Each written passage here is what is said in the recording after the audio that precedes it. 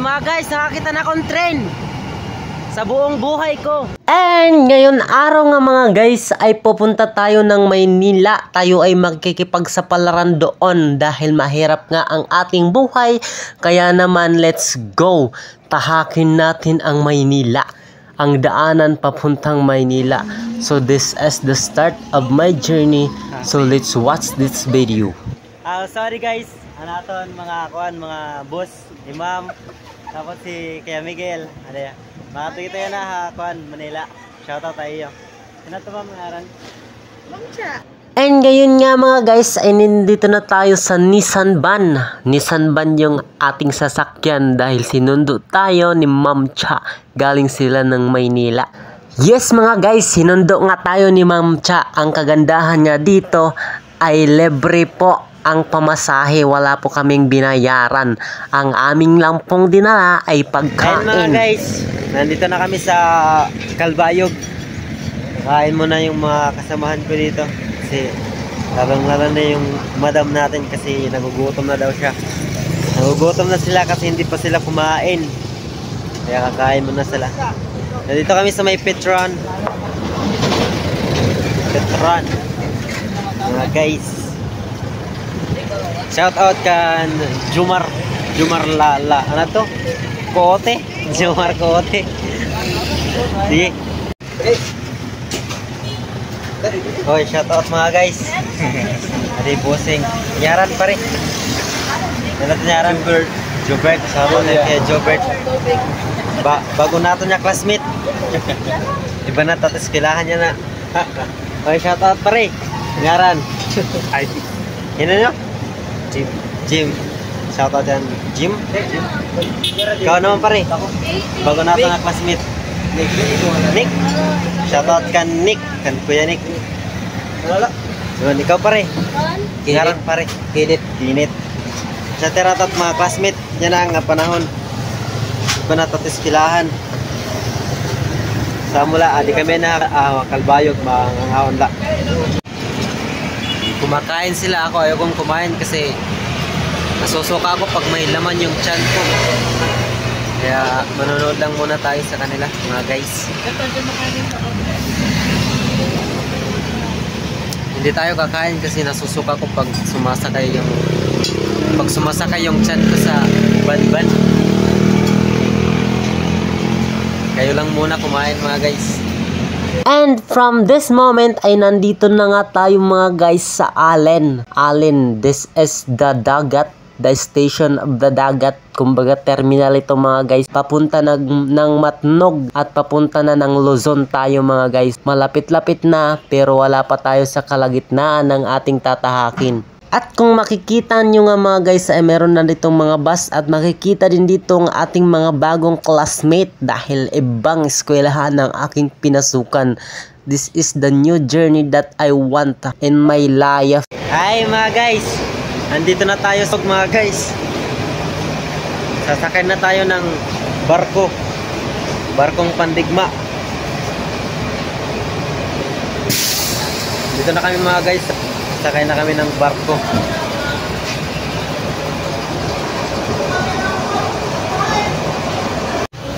Mga guys, kita-kita nga din mga guys yan mga barko.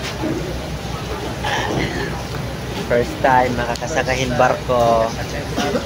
Kaya ako lahat first time makakasakahin barko. Punta ng Maynila.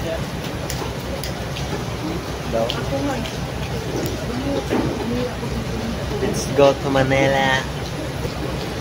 Pag tinagalog daw kita hindi dito. Tirada. Mag-aarong ko kita rin pag Tagalog. Tuman mga guys, ang barko. Naglilinotaw-lotaw nat na barko.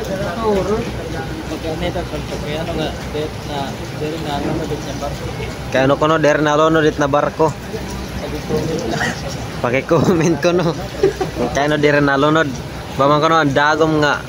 Kuan alunod man ngaran gote ang barko lo nya dako der na alunod.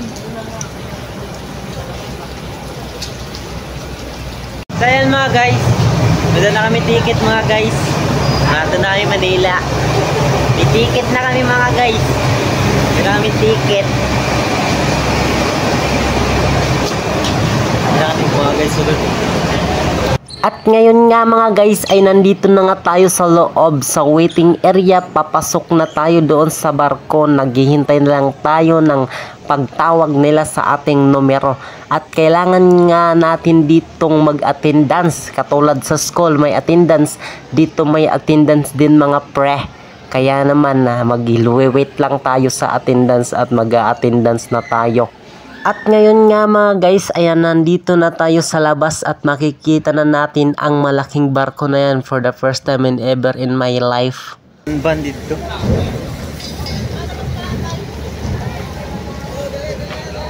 That's our van. Mga guys, tadi na kami masakay na kami barko. Mga guys, barko.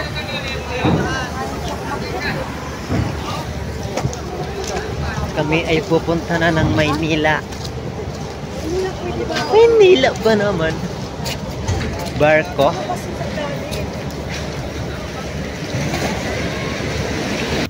At ngayon nga mga guys ay papasok na tayo. Akala ko sa daan lang, sa highway lang malubak, pero mas malubak pala dito sa barkong ito. Talagang nakakahilo talaga mga guys, dahil ako ay nagmamaring pading natutumba nung ako ay nasa taas na mga guys.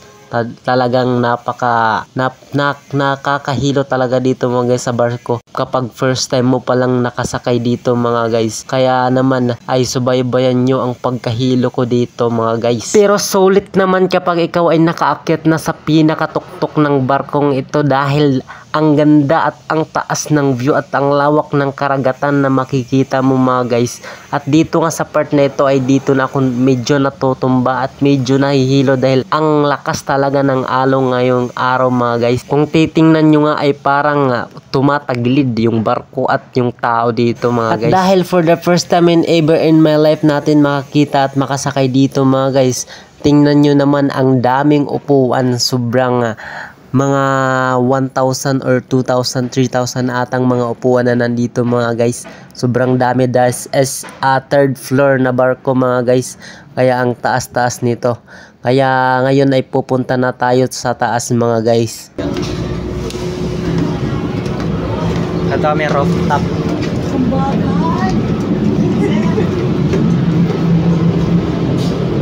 This time nga mga guys, nandito na po tayo sa pinakatuktok sa third floor mga guys, at makikita na natin ang magandang view. Pero sadyang maalon talaga at nakakahilo. Pero okay lang dahil makikita naman natin ang magandang view. At mayroon nga dito mga guys na mga naliligo na mga bata at matatanda. Sila ay nanghihingi ng pera. Sinasabi nilang, ihagis mo na yan pre. Tapos nga mga guys, pag inihagis mo na yung perang inihagis mo ay kanilang lulusubin sa ilalim ng tubig at kanila itong lalanatin. At sadyang napakaganda talaga dito mga guys ng view. At makikita mo ang lawak-lawak talaga ng karagatan. At ang mga naglalanguyan nga dito ay nag-i-enjoy sila dahil marami din ditong nakasakay at mga first timer. At ako nga ngayon ay uupo muna dahil nakakapagod sa biyahe mga guys. Mga guys, medyo malipong na ulo. Like pa na kayo. Sangin ko na di. Malipong nagtiyan. Sakit sa ulo mga guys dito sa barko. Malipong nagtiyan. Naring ko dalan la pati hindi. At ito na nga mga guys, yung mga bata at mga matatanda dito ng mga 20 above years old or below ay nanghihingi sila ng pila at sinasabi nilang ihagis mo na yan. At kanila, pag hinagis mo naman ito ay kanila nang sisisirin at kukunin. Dahil para yatang ito ang pinakahanap buhay nila dito sa dagat, dito sa may barko. Dahil ang dami-dami ngang nanonood sa kanila at ang galing-galing nilang lumangoy. Parang hindi sila napapagod at pupunta nga sila.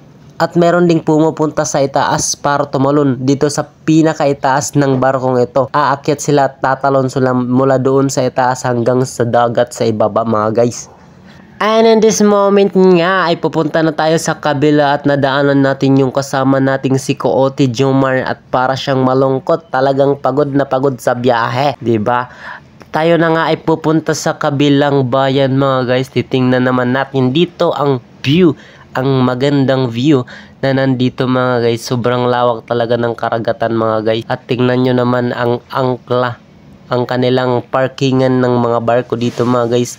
Sadyang ang lalaki at ang lawak-lawak dito mga guys. At ayun nga mga guys, yung Santa Clara Shipping Court mga guys, yung station dito, yun nandun kami sa loob kanina.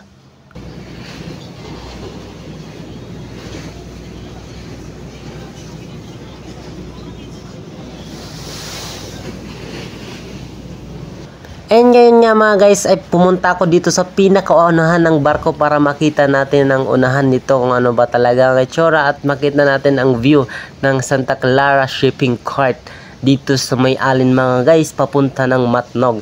At ito yung magandang view dito at sadyang napakataas at sadyang maraming mga sasakyan. At yung sasakyan na nakikita nyo ay papasok yan dito mga guys sa barkong sinasakyan namin. And in this moment nga mga guys ay medyo nagising na yung mga sakay dito mga guys dahil malapit na kami sa daungan ng barko mga guys. At kunti na lang at nandito na kami sa Matnog. Papunta na kami ng Luzon at makakarating na kami sa aming destinasyon mga guys. Ngayon nga mga guys ay medyo magpa-parking ng ating sinasakyang barko at nagdadahan-dahan na papunta doon sa kanyang paparkingan. At ngayon ay nandito na tayo sa parkingan ng mga barko mga guys.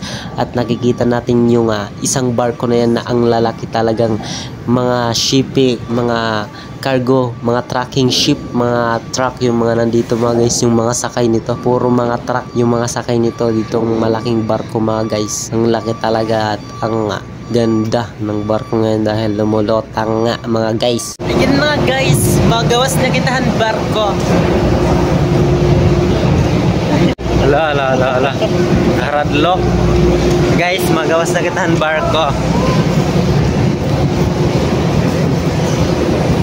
Udah mairas na sa sasakyan.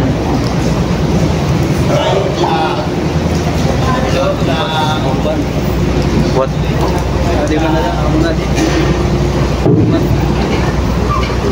Duman. Dere. Dito.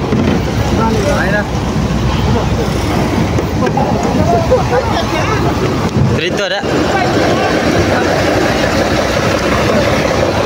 Duman. Di na guys, na naman sasakyan. Goodbye.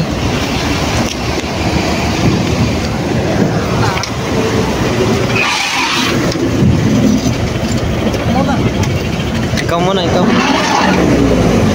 Bakit?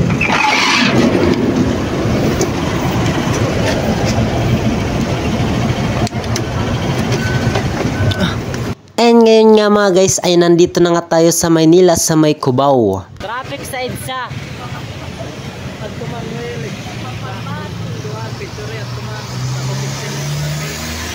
Guys, nakakita akong taxi. Uda guys, taxi nilas. Nakakita ka rin taxi. Kinaton. Hi guys. Adoy. Alin na kita na Manila mga guys. Malin. Raul. Ay mga guys. Ada kita mga guys sa kuan. Lurag. Ada kita Cubao. Damon din guys tak nakikita niyo mga taxi. Diyan lang kita makita personal mga guys. Taxi. Hey mga guys, nakakita na akong train sa buong buhay ko. At dahil nga mga guys tayo ay tapang, ay nandito na nga tayo mga guys sa Cubao at nakakita nga ako ng train. At medyo tapang tayo mga guys dahil tayo ay taga province. At dito ngayon ay namamasyal kami mga guys. Cubao City.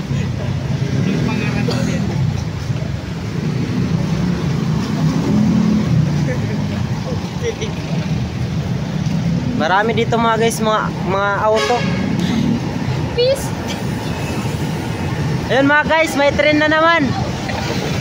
May na naman train pot. Ang haba-haba mga guys. Pop. Pag-video si ka pop doon. Meron dito mga guys, Skyway. Tulay man la ito, no? Out tulay. Skyway to Uy, tulay ito. Skyway, dirito tulay. Oo pa mga guys nga, di dapat sasakyan. Traffic pagod. Ay mga guys, shout out, swipe out. Baka maligis ka dyan. Dirito. Tapos ka. Alam, nakakita ka na rin tingkot na may kwan, siminto. Maray pa. Kuman. Dirat. Wala.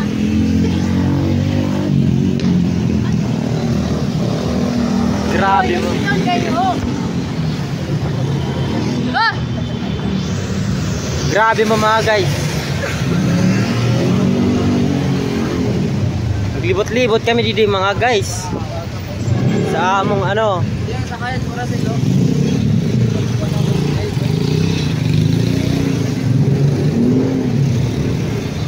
Uy, kanto kita igbaw. Uy, kanto kita igbaw, tren. La mga guys, may auto nga to igbaw. May auto dito igbaw mga guys. Oy, matras oda mabutong dukat. Mapatay kita dito Manila. Guys, masaka kami Skyway. Masaka kami nga to Skyway.